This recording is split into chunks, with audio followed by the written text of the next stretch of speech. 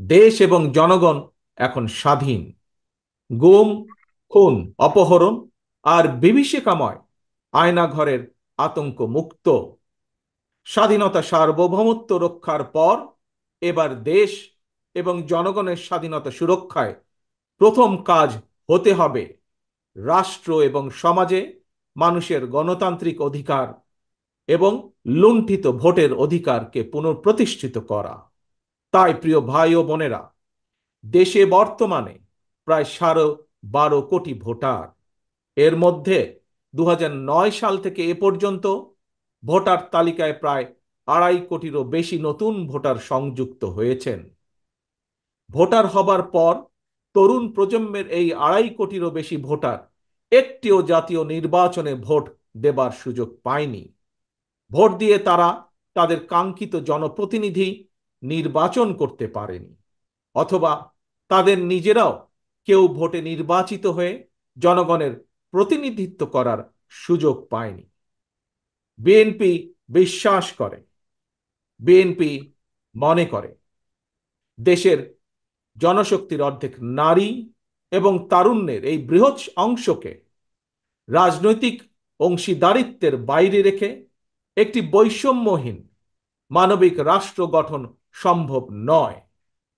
সংবিধান কিংবা প্রবিধানে যাই থাকুক, জনগণের রাজনৈতিক এবং অর্থনৈতিক ক্ষমতা নিশ্চিত করা না গেলে, সংস্কার প্রক্রিয়ায় জনগণকে সম্পৃক্ত করা না গেলে, শেষ পর্যন্ত কোনো সংস্কার কার্যক্রমেরই কার্যকরী ফল পাওয়া যাবে না।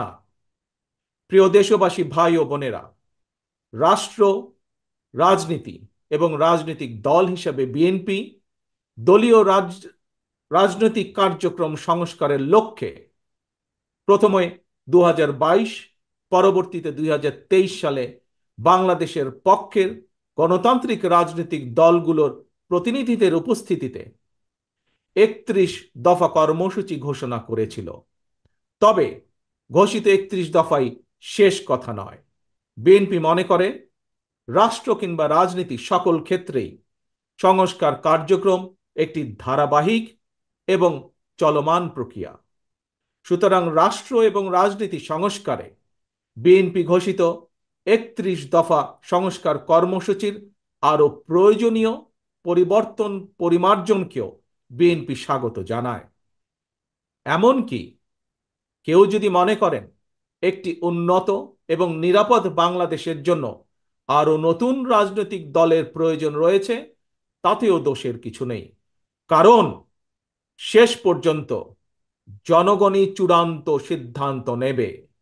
জনগণ কাকে সমর্থন জানাবে কিংবা কাকে সমর্থন দেবে না, এটি তাদেরই চূড়ান্ত বিষয়। এ কারণেই বিএনপি বরাবর জনগণের ভোটের অধিকারের উপর জোর দিয়েছে। বিএনপি মনে করে একমাত্র অবাধ, সুষ্ঠু নির্বাচনের মাধ্যমেই রাষ্ট্র, রাজনীতি এবং রাজনৈতিক বন্দোবস্তের সঙ্গে জনগণের প্রত্যক্ষ অংশদারিত্ব তৈরি হয়। গণতান্ত্রিক আমি প্রিয় ভাই ও বোনেরা, গণ অভ্যুত্থান কিংবা সংস্কার কার্যক্রম নিয়ে রাজনীতির মাঠে নানা রকম কথা হচ্ছে।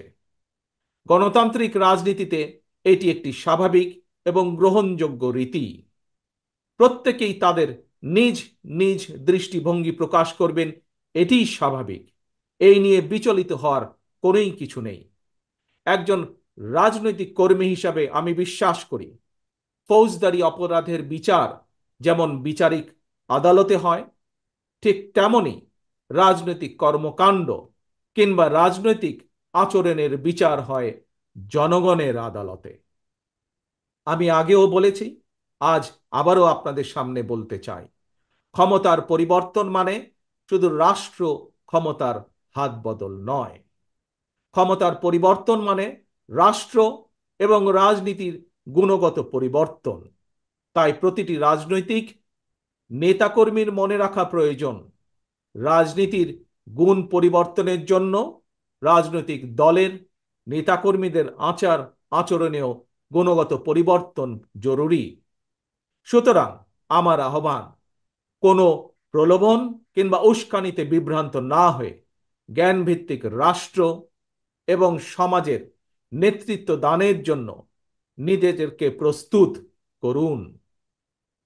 গণতান্ত্রিক আমি প্রিয় ভাই ও বোনেরা, হাজারো শহীদের রত্ন স্নাত এই রাজপথে আজ আপনাদের এই স্বতঃস্ফূর্ত উপস্থিতির অর্থ জনগণের কাঙ্ক্ষিত বৈষম্যহীন বাংলাদেশ গড়ার এই যাত্রা পথে বাংলাদেশের পক্ষের শক্তিকে আরো কিছু পথ পাড়ি দিতে হবে।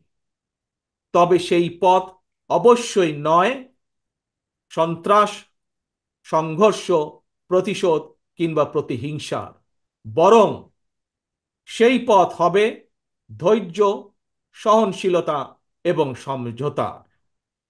প্রিয় ভাই বোনেরা, সবশেষে বলতে চাই, সংস্কার কার্যক্রমের পথ ধরে নির্বাচনী রোড ম্যাপে উঠবে আমাদের প্রিয় বাংলাদেশ। সুতরাং আসুন আমরা সবাই কাজের মাধ্যমে জনগণের বিশ্বাস, জনগণের ভালোবাসা অর্জন করি, জনগণকে সঙ্গে রাখি, জনগণের সঙ্গে থাকি। আল্লাহ হাফেজ।